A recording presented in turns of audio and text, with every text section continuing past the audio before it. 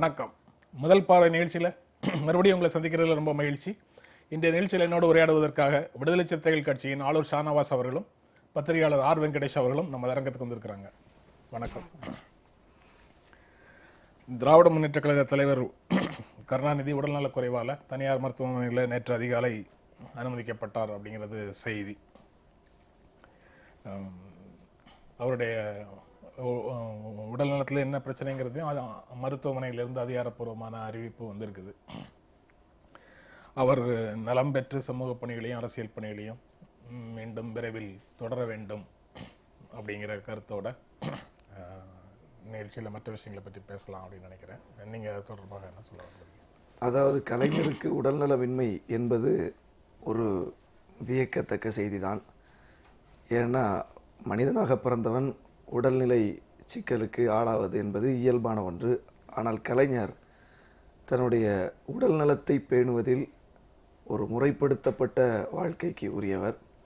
அவ்வளவு எளிதில் எந்த உபாதைகளுக்குள்ளும் சிக்கிக்கொள்ளாதவர், வலிந்து தேடிக்கொள்ளாதவர், ஒரு முறைப்படுத்தப்பட்ட ஒரு வாழ்க்கையை நடத்தி கொண்டிருப்பவர். அப்படிப்பட்டவருக்கு இன்றைக்கு முதுமையின் காரணமாக ஒரு உடல்நிலை சிக்கல் வந்திருக்கிறது. அதையும் அவர் எதிர்கொண்டு மீண்டு வருவார். வாழ்க்கையில் அரசியலில் எத்தனையோ போராட்டங்களை நடத்தி வென்று வந்திருப்பவர், உறுதிமிக்கவர், மனோதிடமிக்கவர். உடல்நிலைக்கும் மனநிலைக்கும் தொடர்பு இருக்கிறது. மனம் ஒரு சீர்கெட்டு போனால்தான், மனம் ஒரு உளைச்சலுக்கு ஆளானால்தான் உடலும் சேர்ந்து பாதிக்கிறது. அந்த வகையில் அவருடைய உடல் வலிமை தான், அவர் மன வலிமை தான் உடல் வலிமையை அவருக்கு இத்தனை நாளும் தந்திருக்கிறது. அந்த மனோத்திடம் உள்ளவர் என்ற அடிப்படையில் அவருக்கு உடல் சிக்கல் என்பது எளிதில் தீர்ந்து விடக்கூடிய ஒன்றுதான். மீண்டு வந்து விடுவார். வெங்கடேஷ், அவருக்கு கடவுள் நம்பிக்கை இல்லை, எனக்கு கடவுள் நம்பிக்கை உண்டு என்பதால் நான் இறைவனை பிரார்த்திப்பது என்பது என்னுடைய ஒரு கடமையாக இருக்கிறது. ஒரு குடிமகனாக நான் ஒரு எல்லோருடைய உடல் நலம் முக்கியம். குறிப்பாக இந்த ஆட்சியாளர்களாக இருப்பவர்கள் தம் மக்கள் பணி ஆற்றிக் கொண்டிருப்பவர்களுக்கான ஒரு உடல் நலனை மீண்டு வந்து எல்லா பணிகளையும் மாற்றுவதற்கான ஒரு ஒரு வேண்டுதலாக, ஒரு பிரார்த்தனையாக நான் இதை வைத்து இந்த சந்தர்ப்பத்தில் நான் பேச விரும்புகிறேன். இன்றைய நாளிதழில் இன்னொரு செய்தி, மக்கள் பணியாற்றி கொண்டிருக்கிறது அப்படின்னு சொல்லி வெங்கடேஷ் குறிப்பிட்டார். மக்கள் கவிஞர் இன்குலாப் சென்னையில் காலமானார். தலைவர்கள் இரங்கல், அரசு மருத்துவமனை கல்லூரிக்கு உடல் தானம் அப்படின்னு ஒரு செய்தி இருக்கு. தமிழ் இந்துல ஒரு பக்கத்திற்கு அவருக்கு அஞ்சலி செலுத்தும் விதமாக அவருடைய பாடல்களையும் அவரை பற்றிய கருத்துக்களையும் அவருடைய கருத்துக்களையும் போட்டு ஒரு பக்கத்திற்கான அஞ்சலியை செலுத்தியிருக்கிறாங்க. இன்குலாபை பற்றி எப்படி பார்க்குறீங்க?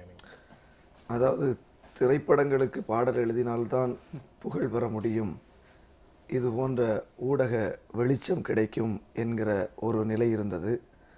அதை தாண்டி உண்மையான மக்கள் பாவலர், ஒரு புரட்சிகரமான பாவலர், அவர் மக்களிடம் அடையாளப்படுத்தப்பட வேண்டிய ஒரு முதன்மை இடத்தில் இருப்பவர் என்பது உணரப்பட்டு இன்றைக்கு ஊடகங்களில், நேற்றைய நாளில் காட்சி ஊடகத்திலும் இன்றைய நாளில் அச்சு ஊடகத்திலும் அவருடைய மறைவு செய்தி ஒரு முக்கிய இடத்தில் பிரசுரிக்கப்பட்டிருப்பது உண்மையிலேயே வரவேற்கத்தக்கது. அவர் இன்குலாப் என்று அழைக்கப்பட்டார். இன்குலாப் என்பது அவருடைய மகனுக்கு அவர் இட்ட பெயர். இன்குலாப் என்றால் புரட்சி என்று பொருள். அந்த பெயராலேயே அவரும் அறியப்பட்டு விட்டார். அவர் அந்த பெயரில் எழுதினார், அந்த பெயரில் செயல்பட்டார். அந்த பெயருக்கு என்ன பொருள் வருகிறதோ அந்த பொருளுக்கு இலக்கணமாக தன்னுடைய வாழ்க்கையை அமைத்து கொண்டார். என்னுடைய நண்பருடைய குழந்தையோடு அவர் ஒரு முறை விளையாடி கொண்டிருந்தார். அப்போது நான் அவரிடம் கேட்டேன், என்ன இந்த குழந்தையின் மீது இவ்வளவு பாசமாக இருக்கிறீர்கள் என்று கேட்டேன். அந்த குழந்தையின் பெயர் ஆசாத். உடனே சொன்னார், ஆசாத் என்றால் விடுதலை என்று பொருள், புரட்சி விடுதலையோடு தானே இருக்கும் என்று சொன்னார். ஒரு கணம் நெகிழ்ந்து விட்டேன் நான். அதாவது எல்லா அம்சத்தையும் அந்த விடுதலை கண்ணோட்டத்தோடு அணுகுவது, எந்த நேரமும் விடுதலைக்காக சிந்திப்பது, விடுதலையோடு வாழ்வது என்கிற அந்த ஒரு கோட்பாட்டில் உறுதியானவர். நேற்று ஊரப்பாக்கத்தில் இருக்கிற அவருடைய இல்லத்திற்கு சென்று அவருடைய உடலை பார்க்கும்போது, உயிரோடு நடமாடும்போது அவர் எந்த கம்பீரத்தோடு இருந்தாரோ, அவருடைய முகத்தில் என்ன ஆளுமை திறன் வெளிப்பட்டதோ, அது கொஞ்சம் கூட சிதையாமல் அவர் மூச்சடங்கி படுத்து கிடக்கிறார். ஆனால் அந்த கம்பீரம் கொஞ்சம் கூட குலையவில்லை. அந்த முகத்தில் எந்த விதமான வாட்டமும் இல்லை. அவ்வளவு ஒரு பொலிவாக இருந்தது அந்த முகம். அவர் நிறைய பணிகளை நமக்கு விட்டு சென்றிருக்கிறார். குறிப்பாக அவர் எடுத்துக்கொண்டது அடித்தள மக்களுக்கான எழுச்சி, ஒடுக்கப்பட்டோருக்கான விடுதலை. அதில் எந்த சமரசமும் செய்து கொள்ளலை. இத்தனைக்கும் அவர் அரசு பணியில் இருந்தார். அரசு பணியில் இருக்கக்கூடியவர்கள் பல்வேறு சமரசங்களுக்கும் நெருக்கடிகளுக்கும் ஆளாக வேண்டிய நிலை வரும். எந்த கருத்தையும் வெளிப்படையாக பேச முடியாது. ஒரு ஆக்டிவிஸ்ட், ஒரு செயல்பாட்டாளர் பேசுவதற்கும் ஒரு அரசு பணியாளர் அரசு பணியில் இருந்து கொண்டு பேசுவதற்கும் நிறைய வேறுபாடு இருக்குது. ஆனால் ஒரு செயல்பாட்டாளரை விட இன்னும் கூடுதலாக பல மடங்கு தான் எடுத்துக்கொண்ட பெரியாரிய, அம்பேத்கரிய, மார்க்சிய, தமிழ் தேசிய கருத்தியலுக்கு உண்மையாக இருந்தார். எந்த சமரசமும் செய்து கொள்ளல. அரசு விருதுகள் கொடுத்திருக்கிறது அவருக்கு. அந்த விருதுகளை அவர் கொள்கை உறுதிமிக்கவராக இருந்து மறுத்திருக்கிறார். ஈழப் போராட்டத்திற்கு நம்மால் எந்த பங்களிப்பையும் செய்ய முடியவில்லை. இங்கே ஒரு அரசு இருக்கிறது. இந்த அரசால் அதற்கு எந்த வகையிலும் பங்களிப்பு செலுத்த முடியவில்லை. அப்படி இருக்கும்போது அந்த அரசினுடைய விருதை நான் ஏற்க மாட்டேன் என்று திருப்பி அனுப்பியிருக்கிறார். அதே நேரத்தில் இலக்கியவாதிகள், நண்பர்கள் கொடுத்த விருதுகளை ஏற்றுக்கொண்டிருக்கிறார். அவருடைய பார்வை மிக தெளிவானது. விருதுக்கு எதிரானதல்ல அவருடைய பார்வை. விருது கொடுப்பவர்கள் யார், அவர்கள் இந்த விருது கொடுப்பதற்கு தகுதியானவர்கள் தானா என்கிற அளவில் பார்க்கக்கூடிய ஒரு பார்வை. மிக புகழ்பெற்ற ஒரு வரி அவருடைய வரி உண்டு. என்னுடைய சிங்கள தோழனுக்கும் என்னுடைய மற்ற வடநாட்டு தோழனுக்கும் என் தோள் மீது கை போட்டு நடக்க நான் அனுமதிப்பேன். ஆனால் என் தோள் மீது ஏறி அமர்ந்து என்னை கீழே தள்ளுவதற்கு நான் அனுமதிக்க மாட்டேன் என்று சொன்னார். இதுதான் அவருடைய மொத்த வாழ்க்கையினுடைய சாரம். வெங்கடேஷ், மிக முக்கியமான ஒரு காலகட்டத்தினுடைய ஒரு கவிஞராக நான் அவரை பொதுவாக பார்க்குறேன். நீங்கள் வந்து 60கள் 70கள் அப்படிங்கிறதும் 80கள் வரைக்கும் கூட பார்த்தீங்கன்னா இந்தியாவில் குறிப்பாக நீங்கள் இடதுசாரி சிந்தனைகள் மிக வலுவாக உருவாகி வந்த ஒரு காலகட்டம். அன்றைக்கு ஆசிரியர்களாக இருந்தவர்கள், பேராசிரியர்களாக இருந்தவர்கள் என்பவர்கள் பொதுவாகவே இந்த மாதிரியான முற்போக்கு சிந்தனையோடு இடதுசாரி சிந்தனைகளோடு தங்களை இணைத்து கொண்டவர்கள். அப்போ அவர்களுக்கு வந்து ஒரு பெரிய நம்பிக்கை இருந்தது. இங்கே இருக்கக்கூடிய ஏற்றத்தாழ்வு, இங்கே இருக்கக்கூடிய ஒரு பல்வேறு விதமான சிக்கல்களை அதனுடைய வேறு வரைக்கும் போய் மாற்றுவதற்கான ஒரு வாய்ப்பு என்பது இடதுசாரி சிந்தனை மூலமாகவும் குறிப்பாக அதனால் ஏற்படக்கூடிய ஒரு புரட்சியின் மூலமாகவும் ஏற்படும் என்ற ஒரு பெரிய நம்பிக்கை வந்து அன்றைய காலகட்டத்தில் இருந்தது. முக்கியமாக ஏழ்மை, வேலையின்மை இதெல்லாம் வந்து அன்றைய காலகட்டத்தை துரத்தக்கூடிய ஒரு பெரிய அம்சங்களாக இருந்தன. அன்றைக்கு பல்வேறு தரப்பினர், எனக்கு தெரிந்து நீங்கள் வங்கி ஊழியர்களிலிருந்து தொடங்கி ஆசிரியர்கள் தொடங்கி இந்த மாதிரி பேராசிரியர்கள் எல்லோருமே தங்களை இந்த மாதிரியான ஒரு முற்போக்கு சிந்தனையோடு தங்களை இணைத்துக்கொண்டு இந்த விதமான ஒரு மாற்றங்களுக்கான ஒரு அடித்தளமாக தங்களுடைய பங்களிப்பை செய்து கொண்டே வந்திருக்கிறார்கள். அதில் குறிப்பாக நீங்கள் இன்குலாப் அவர்கள் தொடர்ச்சியாக தனது கவிதை மூலமாக, பேச்சு மூலமாக, செயல்பாட்டின் மூலமாக இந்த மாதிரியான ஒரு இடதுசாரி சிந்தனை தத்துவத்தை கொண்டு போய் சேர்ப்பதில், மிக எளிமையாக கொண்டு போய் சேர்ப்பதில், அதை வந்து கவிஞராக, எழுத்தாளராக, செயற்பாட்டாளராக செய்யும்பொழுது அதற்கே உண்டான தனித்தன்மைகளோடு அதை சேர்ப்பதை அவர் மிக வலுவாக செய்திருந்தார். அப்போ நீங்கள் அன்றைக்கு வரை 2-3 அம்சங்கள் புரிந்து கொண்டு, ஒன்று வந்து தத்துவ பின்புலம் ஒன்று அவருக்கு ஆழமான தத்துவ பின்புலம் உண்டு. 2, மக்களோடு செயல்படும் போது எளிமைப்படுத்த வேண்டிய ஒரு கட்டாயம் ஒன்று இருக்கிறது. அதை அவர்களுக்கு புரியக்கூடிய மொழியில், புரியக்கூடிய வகையில், அதை பாடல்களாகவோ கவிதைகளாகவோ சொல்லக்கூடிய விதத்தில் இருக்கக்கூடிய அந்த எக்ஸ்பிரஷன் இருக்கு இல்லையா, அதையும் வந்து அவர் மனதில் வாங்கி கொண்டு செயல்பட்டார். அப்படி இந்த விதமான ஒரு புரிதல் ஒன்று இருக்கு. நீங்க வந்து கருத்து ரீதியாக உங்களுக்கு ஒரு பெரிய புரிதல் இருக்கு. நாங்கள் வந்து ஒரு உயர்ந்த பீடத்தில் உட்கார்ந்து கொண்டு பேசுவோம் என்ற தன்மை இல்லாமல், அதே சமயத்தில் நாங்கள் மக்களோடு செயல்பட வேண்டும், செயல்படும் போது அதனுடைய மொழியை நாம் எடுத்துக்கொள்ள வேண்டும் அப்படிங்கிற ஒரு அந்த புரிதலோடு இணைந்து செயல்படும் பொழுது இரண்டுமே ஒருங்கிணைந்து செய்யக்கூடிய ஒரு பெரிய வாய்ப்பை வந்து அவர் வந்து தக்க வைத்துக் கொண்டார்.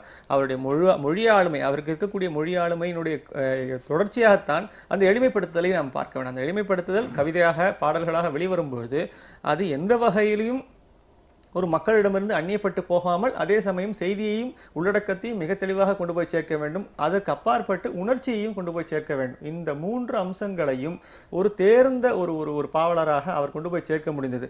இதுக்கு அடிப்படையில் இருந்தக்கூடியது அவருடைய தத்துவ பின்புலமும் அதனுடைய புரிதல்களும். அந்த புரிதல்கள் அவரை மிகப்பெரிய அளவில் கொண்டு போய் சேர்ப்பதற்கான ஒரு பெரிய வாய்ப்பை வழங்கியது. அவருடைய தத்துவ புரிதல்கள் அப்படின்னு சொல்லி வெங்கடேஷ் குறிப்பிடுறாரு. அதுதான் நீங்கள் வந்து தமிழ் தேசிய அரசியலையும் கையில் வச்சிருந்தாருன்னு நீங்கள் சொல்றீங்க. தமிழ் தேசிய அரசியலுடைய தத்துவ புரிதலையும் அவர் கையில் வச்சிருக்கிறது சரியாக இருக்கிற போது, தமிழ் தேசியவாதிகள் முன்னிறுத்தக்கூடிய சில விஷயங்களை வந்து அவர் அப்பட்டமாக நேரடியாக எதிர்த்தாருங்கிறதையும் நம்ம பார்க்க முடியுது. அதை இன்றைக்கு இந்து தமிழ் நாளிதழில் எஸ்.வி. ராஜதுரை குறிப்பிடுறாரு. 100 ஆண்டு கால தமிழக பண்பாட்டு மரபில் ஒடுக்கப்பட்ட மக்களுக்காக சொல்லப்பட்டவை எவையோ அவற்றை மட்டுமே சலித்தெடுத்து கொண்டவர். சதுர்வேதி மங்கலங்களையும் தேவதாசி முறையையும் போற்றி வளர்த்த ராஜராஜ சோழனை பற்றிய கவிதை சென்னை பல்கலைக்கழக பாடத்திட்டத்திலிருந்து நீக்கப்படுவதற்கு அப்போது ஆட்சியில் இருந்த அதிமுகவையும் எதிர்க்கட்சியாக இருந்த திமுகவையும் இணைத்து வைத்தவர் அப்படின்னு சொல்றாரு. அது என்னுடைய நினைவு வந்து மதுரை பல்கலைக்கழகத்தில் பாடத்திட்டமாக இருந்தது. சென்னை பல்கலைக்கழகம் இங்கே குறிப்பிடப்பட்டிருக்கு. மதுரை பல்கலைக்கழகத்தில் பாடமாக இருந்த அந்த கண்மணி ராஜம் அப்படிங்கிற கவிதையை நீக்குவதற்கான முதல் குரலை முரசொலி கொடுத்தது. அதை எம்ஜிஆரும் எதிரொலித்தார். அவருடைய அதிமுக ஆதரவு பத்திரிகைகள் அதையும் எதிரொலித்தது. அதுக்கப்புறம் ஒரு அழுத்தம் கொடுக்கப்பட்டு அந்த பாடத்தை எடுத்தார்கள் அப்படின்னு சொல்லி பார்க்குறேன். நீங்க அந்த ராஜராஜ சோழனை அவர் வந்து என்ன சொன்னாருங்கிறது நினைவுக்கு வருது. அதாவது காலனி ஆதிக்க தேமல் படர்ந்த அரசன் அப்படின்னு சொல்லி அவர் குறிப்பிடுறாரு. அந்த மாதிரி தமிழ் தேசியர்னா ராஜராஜ சோழனை உயர்த்தி பிடிக்கணுங்கிற பண்பாட்டில இருந்து அவர் பேசல. அதை எப்படி பாக்குறீங்க? நம்ம ராஜராஜ சோழன் வரைக்கும் போக வேண்டாம். புலிகள் மீதே அவருக்கு சில முரண்பாடுகள் இருந்தது. குறிப்பாக 90களில் அங்கே இருக்கக்கூடிய தமிழ் பேசக்கூடிய இஸ்லாமியர்கள் புலிகளால் துரத்தப்பட்டார்கள் என்கிற சூழல் வரும்போது அவர் விமர்சித்தார். இத்தனைக்கும் பிரபாகரன் அவர்களால் பெரிதும் விரும்பப்பட்டவர். அங்கே அழைத்து மானுடத்தின் தமிழ் கூடல் 2002 நடைபெற்ற அந்த தமிழ் ஒன்று கூடல் நிகழ்ச்சிக்கு விருந்தினராக அழைக்கப்பட்டவர். அந்த அளவுக்கு ஒரு போற்றப்பட்ட கவிஞர், அந்த அளவுக்கு புலிகள் மீது அன்புள்ள கவிஞர். ஆனால் தவறு நடக்கிறது என்கிற ஒரு சூழலில் அதை சுட்டிக்காட்ட அவர் தயங்கியதே இல்லை. அது குறித்து மழுப்புவதற்கும் அவர் தயாராக இல்லை. இது அவற்றிலிருந்த ஒரு அடிப்படையான குணம். அது தமிழ் தேசிய களத்தில் உள்ள தவறுகள் மட்டுமல்ல, இடதுசாரி தளத்தில் தவறுகள் என்றாலும் அவர் சுட்டிக்காட்ட தயங்கவில்லை. திராவிட இயக்கத்தால் ஈர்க்கப்பட்டவர் அவர். அது இன்னைக்கு பெருசா பேசப்படலை. அடிப்படையில் அவர் ஒரு இந்திய எதிர்ப்பு போராட்ட வீரர், திராவிட இயக்க சிந்தனையாளர். PhD முடிச்சதுக்கு அப்புறம் எந்த ஆரம்ப பள்ளியில படிச்சோங்கிறத சொல்லிட்டு இருக்கிறது இல்ல அப்படிங்கிறது நடைமுறை எப்படியோ அந்த நடைமுறையில தான் திராவிட இயக்கத்தை வந்து மூடி மறைக்கணுங்கிற நோக்கத்துல யாரும் அந்த மாதிரி செய்வாங்கன்னு நினைக்கல. தலித் மக்களுக்காக பாடினாருன்னு தலித் இயக்கங்கள் சொல்றதோ அல்லது இடதுசாரி கருத்துக்களை முன்வைத்தாருன்னு இடதுசாரி இயக்கங்கள் சொல்றதோ அவர் எந்த ரூட்ல இருந்து எந்த வேர்ல இருந்து வந்தாருங்கிறத மறைக்கிறதுக்கான முயற்சி சொல்ல வேண்டிய அவசியம் இல்லை. மறைக்கிறாங்கன்னு சொல்ல வரல. ஆரம்ப பள்ளிகளை வந்து பெரும்பாலும் நடைமுறையில பேசப்படவில்லைங்கிறத சொல்றேன். அப்போ அந்த அளவுக்கு அவர் திராவிட இயக்க சிந்தனையில் வளர்ந்தவர் தான். அதில் தலைவர்கள் செய்யக்கூடிய தவறுகள், அதில் இருக்கக்கூடிய சிக்கல்கள் வரும்போது அதையும் அவர் கண்டிக்க தயங்கவில்லை. இடதுசாரி தளத்தில் பயணித்தவர், பொது உடைமை கொள்கையை உள்வாங்கியவர், ஒரு பொது உடைமைவாதி. ஆனால் இன்னைக்கு பொது உடைமை சித்தாந்தத்தை உள்வாங்கி கொண்டவர்கள் தேசிய உரிமைகள் குறித்து மாற்றுப்பார்வை வைத்திருக்கிறார்கள். ஈழப் போராட்டம் குறித்தே மாற்றுப்பார்வை வைத்திருக்கிறார்கள். அவருக்கு அந்த சிக்கலே இல்லை. அவர் பொது உடைமைவாதியாகவும் இருந்தார், ஈழப் போராட்டத்தை தீவிரமாக ஆதரித்தார், ஈழ விடுதலை ஆதரித்தார். அவர் திராவிட இயக்க சித்தாந்தத்தை உள்வாங்கியவராகவும் இருந்தார், தமிழ் தேசியத்தோடு பயணித்தார். இது வந்து ஒரு 4 கருத்தியல்கள் அவரை வந்து சந்திக்கக்கூடிய ஒரு மையப்புள்ளியாக இருந்தார். இன்னைக்கு பெரியாரியம் அம்பேத்கரியத்துக்கு எதிரானது, பெரியாரியம் தமிழ் தேசியத்துக்கு எதிரானது என்றெல்லாம் இன்றைக்கு மிகப்பெரிய விவாதங்கள் நடக்குது. ஆனால் அவர் ஒரு பெரியாரியவாதி, அவர் ஒரு அம்பேத்கரியவாதி, அவர் ஒரு தமிழ் தேசியவாதி, அவர் ஒரு பொது உடைமைவாதி. ரொம்ப அபூர்வமான மனிதர். எந்த இடத்துலையும் எந்த சமரசத்தையும் செய்து கொள்ளலை. எல்லா கொள்கைக்கும் உறுதியாக இருந்தார். குறிப்பாக அவர் ஒரு தலித் அல்லாதவர். ஆனால் இன்றைக்கு தலித் எழுச்சி, தலித் அரசியல் எழுச்சி 90களுக்கு பிறகு, அம்பேத்கர் நூற்றாண்டுக்கு பிறகு ஏற்பட்டிருக்கிற இந்த எழுச்சியில் அவருடைய பங்களிப்பு மிகப்பெரிய பங்களிப்பு. குறிப்பாக அந்த மனுசங்கடா பாடல், அது இன்னைக்கு சமூக வலைதளத்தில் நேரத்திலிருந்து ரொம்ப வீச்சோடு பரவி கொண்டிருக்கிறது. கே. குணசேகரன் அவர்களுடைய குரல்ல நம்முடைய ஆமாக்ஸ் அவர்களுடைய மகள்கள் பாரதி, அமலா 2 குழந்தைகளும் அதில் பின்னணி பாடின ஒரு சூழல். அந்த பாடல்ல அவர் எழுதியிருக்கக்கூடிய அந்த வரிகள், குறிப்பாக வெண்மணி படுகொலைகளை முன்வைத்து ஒரு அந்த பாடலையும் இதுல தமிழ் அந்த பாடல் இன்னைக்கும் உங்க தலைவன் பிறந்த நாள் போஸ்டர் ஒட்டவும், உங்க ஊர்வலத்துல தர்ம அடியை வாங்கி கட்டவும், அட எங்க முதுகு நீங்க ஏறும் ஏணியாகவும் நாங்க இருந்தபடியே இருக்கணுமா காலம் போறாவும் அப்படிங்கிற வரிகள் இருக்குத. அது ஒடுக்கப்பட்டு கிடந்த தலித் மக்களுக்கு ஒரு உத்வேகத்தை கொடுத்த பாடல். நம்முடைய குரலை நாம ஓங்கி ஒலிக்கணும் என்கிற ஒரு எழுச்சியை ஊட்டிய பாடல். அந்த பாடலை கவிஞர் இன்குலாபுடைய நூல் வெளியீட்டு விழா ஒரு ஆண்டுக்கு முன்னால் நடந்தது. அந்த விழாவில் பேசிக்கிட்டு இருக்கும்போதே எங்களுடைய தலைவர் அந்த பாடலை பற்றி சொல்லும்போது கண்ணீர் விட்டு அழுது விட்டார். அவர் எளிதில் உணர்ச்சி வசப்படக்கூடிய தலைவர் கிடையாது. அவர் அழுது யாருமே பார்த்தது இல்லை நாங்கள்லாம். ஆனால் அன்னைக்கு அவர் அழுது கண்ணீர் சிந்திச்சு அந்த அளவுக்கு ஒரு தாழ்த்தப்பட்ட சமூகத்தில் பிறந்தவனுடைய வலியை உணர்ந்து எழுதிய பாடல். அதனால தான் அவருக்கு அவ்வளோ பெரிய பாதிப்பு. அவர் அந்த தலைவர் அதில் சொன்னார், ஒரு தலித்தால தான் இதை எழுத முடியும். இன்குலாப் அவர்கள் தலித்தாக இல்லாவிட்டாலும் தலித்தின் வலியை உணர்ந்தவர் அப்படின்னு சொல்லும் போதே அவர் அழுதுட்டார். அந்த அளவுக்கு அந்த ஒடுக்கப்பட்டவனுடைய வலியை உள்வாங்கி கொண்டவர். அவரும் ஒரு ஒடுக்கப்பட்ட நிலையிலிருந்து வந்தவர். அது ரொம்ப குறிப்பாக சொல்லணும். கீழக்கரையில் அவர் ஒரு இஸ்லாமிய சமூகத்தில் பிறந்திருந்தாலும் அங்கே நடக்கக்கூடிய ஒடுக்குமுறைகளுக்கு எதிரான குரல்ல ஒலித்து தான் அவர் வெளியே வர்றார் முதல்ல. எனவே அந்த எங்கேயும் அவர் சமரசம் செய்து கொள்ளல. தான் பிறந்த சமூகத்திலையும் சமரசம் செய்து கொள்ளல. தான் வளர்ந்த உள்வாங்கி கொண்ட கருத்தியல்களில் மாற்று கருத்து வந்த போது கூட அதை வெளிப்படுத்த தயங்கல. ஒரு போராளியாகவே வாழ்ந்து போராளியாகவே மறைந்திருக்கிறார். திரைப்படங்களில் பாடல் எழுதாமலே இவ்வளவு புகழ் பெற்று முடியுமான்னு ஆரம்பத்தில் குறிப்பிட்டார் ஷானவாஸ். கிட்டத்தட்ட அந்த புகழுக்கும் இன்றைய நாளிதழ்கள் எல்லாம் அவருக்கான முக்கியமான இடம் கொடுத்து அவருடைய மறைவு செய்தியை எல்லாரும் போட்டிருக்கிறதுக்கும் அடிப்படையான காரணமாக இப்ப கடைசியாக இவர் சொன்னதுதான் காரணமாக இருக்குமோ அப்படின்னு தோணுது. எந்த விதமான சமரசமும் இல்லாமல் எல்லா விஷயங்கள்லயும் போராடக்கூடியவர். அவருடைய சொல்லுக்கும் செயலுக்கும் இடையில ஒரு பெரிய இடைவெளி இல்லாம இருக்கு அப்படிங்கிறது தான் அவருக்கு இவ்வளவு மரியாதையை பெற்று தந்தது. இவ்வளவு எல்லாருமே இப்ப நீங்க படைப்பாளிகள்ல நாம பார்க்கக்கூடிய அம்சம் என்னன்னா, அவர்கள் என்ன பேசுகிறார்கள், என்ன எழுதுகிறார்கள் என்பதோடு அவர்கள் வாழ்க்கையில் என்னவாகவும் நடந்து கொள்கிறார்கள் என்பதை ஒட்டித்தான் நம்ம எல்லாரையும் புரிந்து கொள்கிறோம். பேச்சு ஒன்றாகவும் எழுத்து ஒன்றாகவும் அவர்கள் வாழ்க்கை வேறாகவும் இருக்கும்போது கண்டிப்பாக அந்த உரிய மரியாதை என்பது அவளுக்கு கிடைப்பது கிடையாது.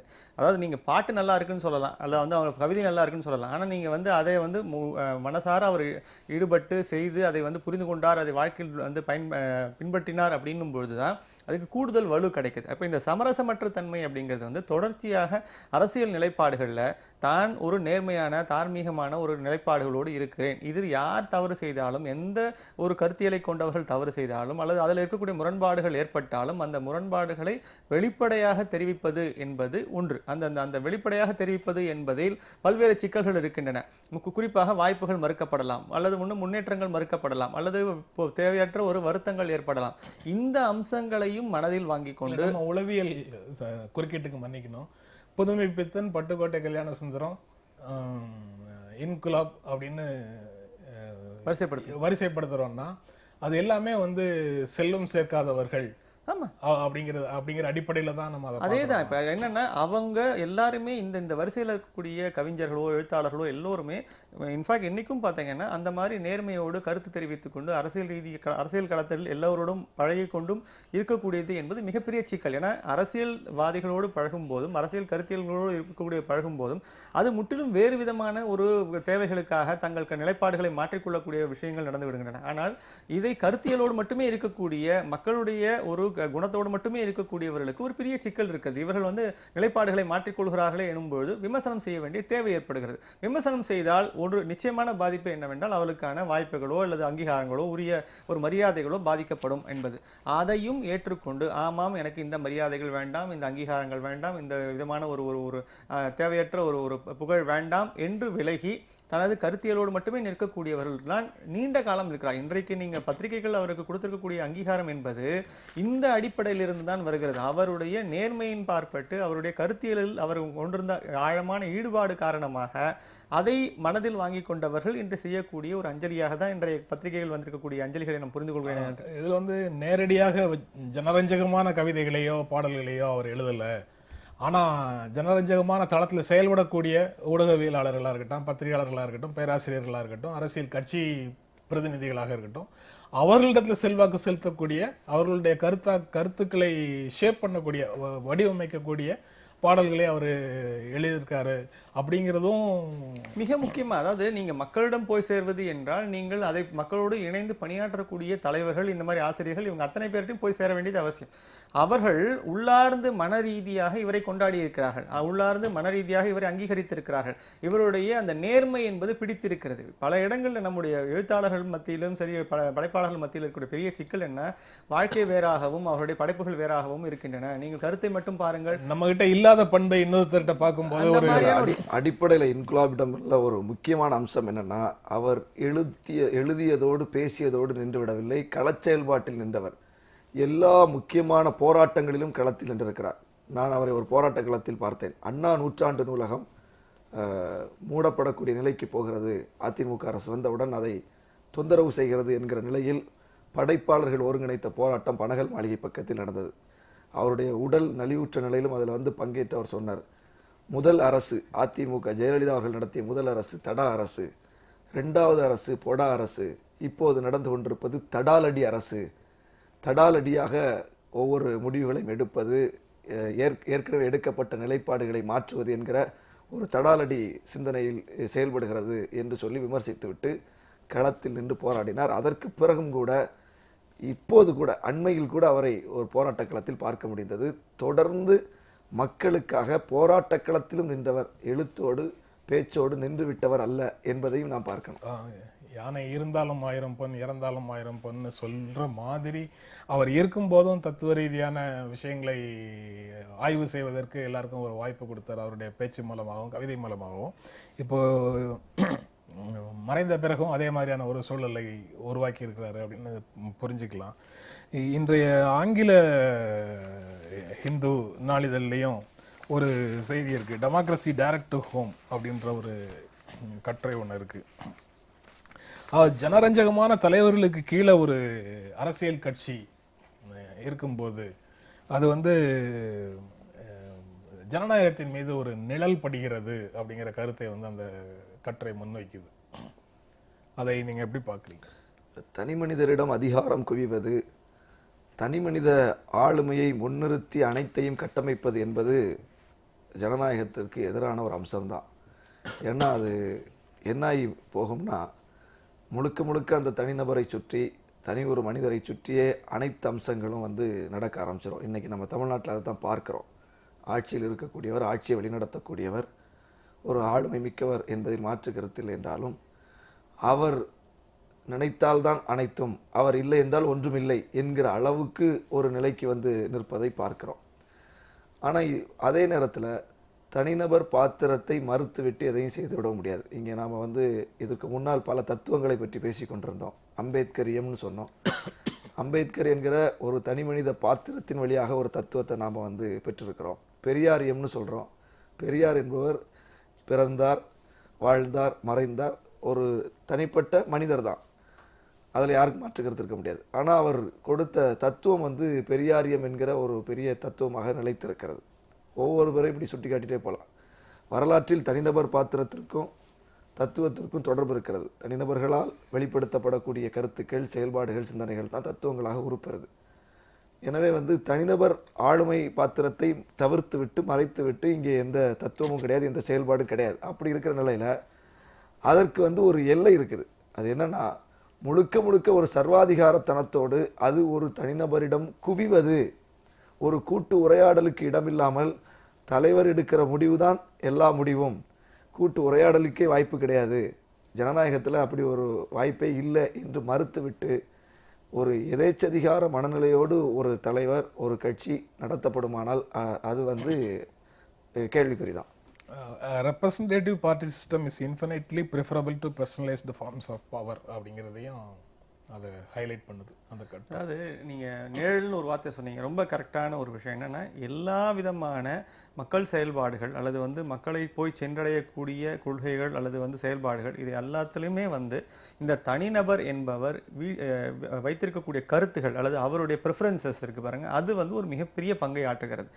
நாம் அவருடைய ஒரு ஆளுமை திறனை, அவருடைய முதன்மை பணியை நாம் மறுத்து சொல்லவில்லை. ஆனால் அவர் அந்த தனிநபர் என்பவர் தன்னை சுருக்கி கொள்ளக்கூடியவராக, தன்னை ஒரு மாதிரி ஒரு ஒரு ஒரு குறைத்து கொண்டு கருத்துக்களை முன்னிறுத்தக்கூடியவராக, கொள்கைகளை முன்னிறுத்தக்கூடியவராக, அந்த மாதிரியான தேவைகளை முன்னிறுத்தக்கூடியவராக இருக்க வேண்டும். ஆனால் என்ன நடந்திருக்கு அப்படின்னா, இதுக்கு நீங்கள் ஒரு நேரடி உதாரணம் அப்படிங்கிற காந்தி தான் நான் திருப்பி சொல்லுவேன்.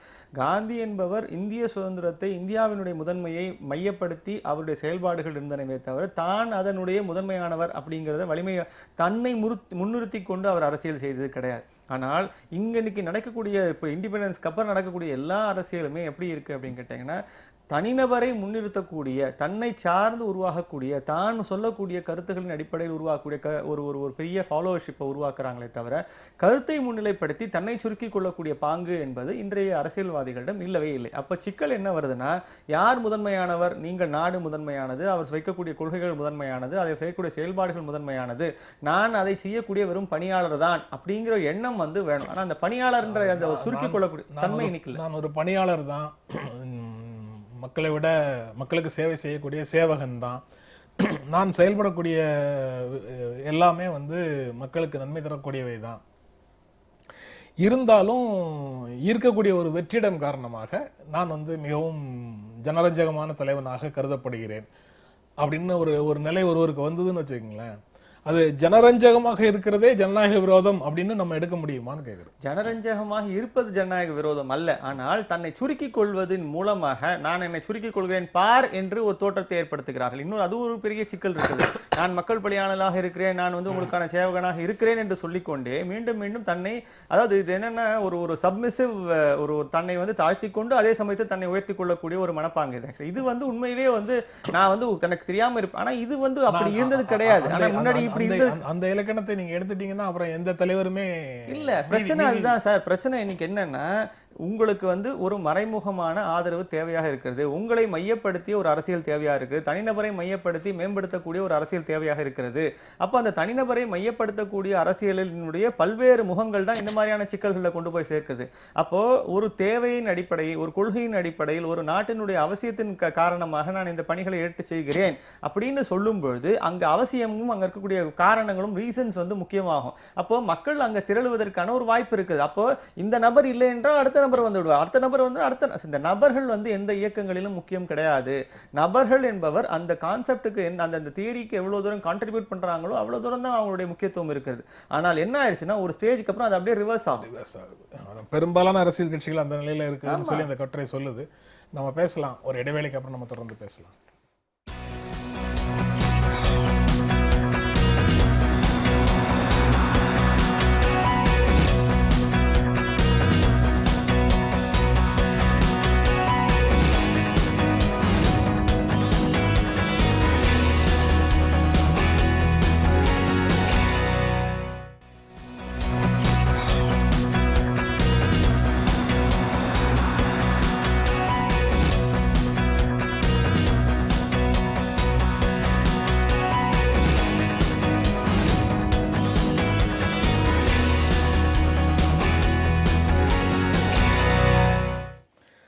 ரூபாய் நோட்டுகள் பண மதிப்பு நீக்கம் விவகாரத்தில் இதுவரைக்கும் இருந்த தடைகள், அதாவது பணத்தை மாற்றுவதற்காக இருந்த பல நிவாரண நடவடிக்கைகள் படிப்படியாக விலக்கிக் கொள்ளப்பட்டன.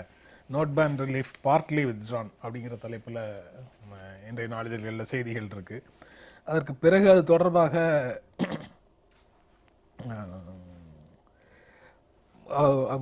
3 மாநில முதலமைச்சர்கள் அரசு அமைத்த குழுவில் இருந்து விலகி இருக்கிறார்கள். நிதிஷ், மாணிக் சர்க்கார், நாராயணசாமி 3 பேர் அந்த டிஜிட்டலைசேஷன் பேனல்லேருந்து விலகி இருக்கிறாங்கிற ஒரு செய்தி இருக்கு. ஒரு 15 அமைச்சர்கள் வந்து அரசு சொல்ற அந்த 2.5 லட்சம் ரூபாயை விட அதிகமாக ரொக்கமாக கையில் வைத்திருக்கிறார்கள் அப்படின்னு ஒரு செய்தி.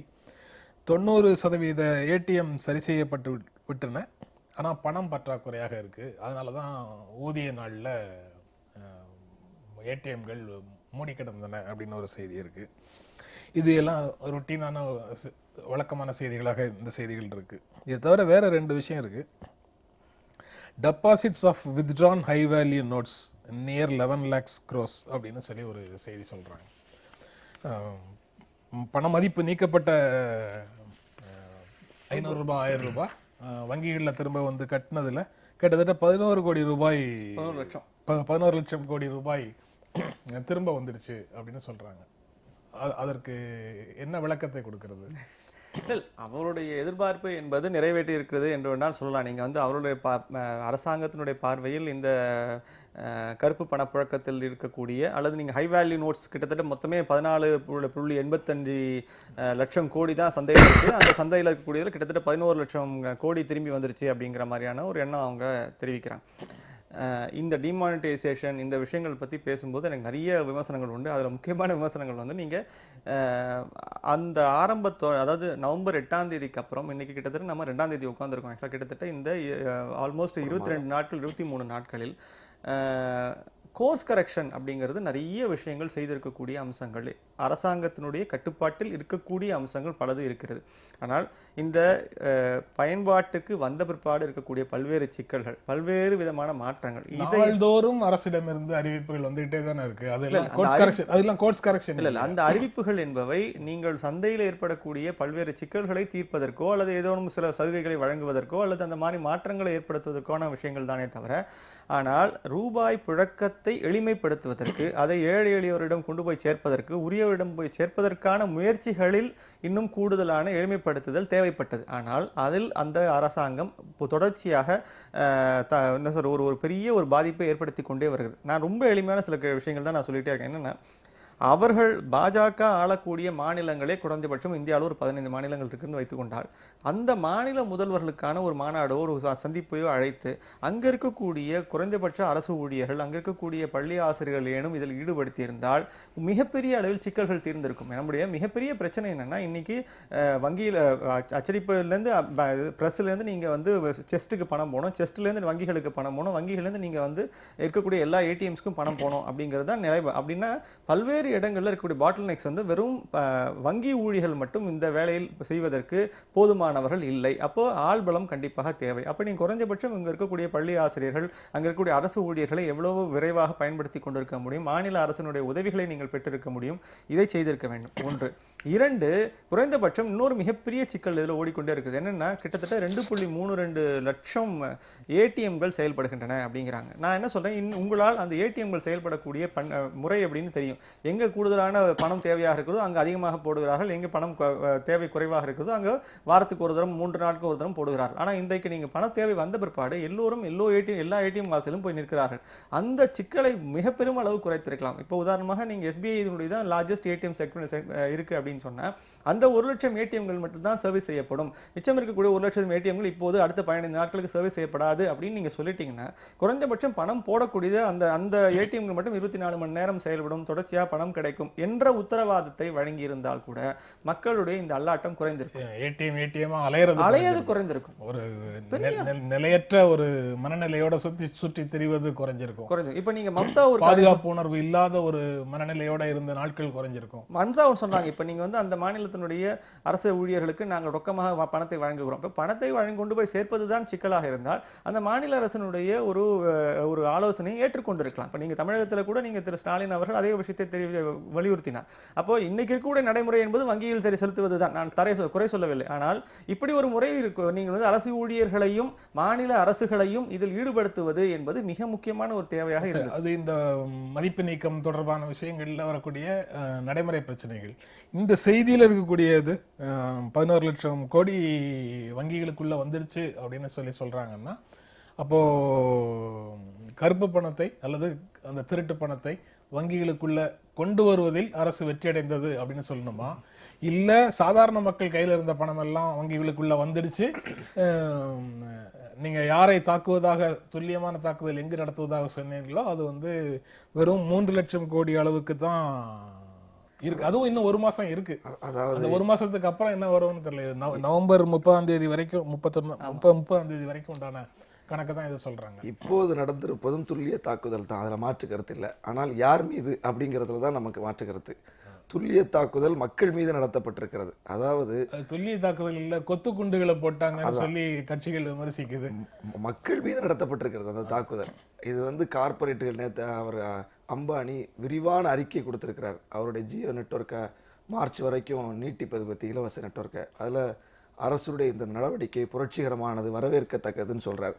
அப்போ கார்பரேட்டுடைய குரல் ஆதரவாகவும் மக்களுடைய குரல் எதிராகவும் இருக்கிறதுங்கிற போதே இந்த நடைமுறைப்படுத்தப்பட்டிருக்கிற இந்த திட்டம் யாருக்கு எதிரானது? 90% மக்கள் வந்து ஆதரவு. அது அவருடைய மோடி சொல்ற கணக்கு அது. ஆனா ரோட்ல போய் இறங்கி கேட்டா தெரியும். ஒரு கீரை விற்கக்கூடியவர், ஒரு ஆட்டோ ஓட்டக்கூடியவர், ஒரு ஐஸ் விற்கக்கூடியவர் என்ன மனநிலையில் இருக்கிறார், எத்தகைய பாதிப்புக்கு உள்ளாகி இருக்கிறார் அப்படிங்கிறத நீங்க மக்களிடம் போய் கருத்து கேட்டா தெரியும். இன்னைக்கு என்னன்னா, இந்த 12 லட்சம் கோடி பணமும் மக்கள் பணம்.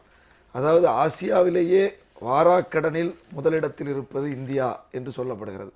அப்போ வாராக்கடன் யாருடையது? மக்களுடைய பணம். யார் வாங்கியிருக்கிறா? மக்கள் வாங்கியிருக்கிறாங்களா?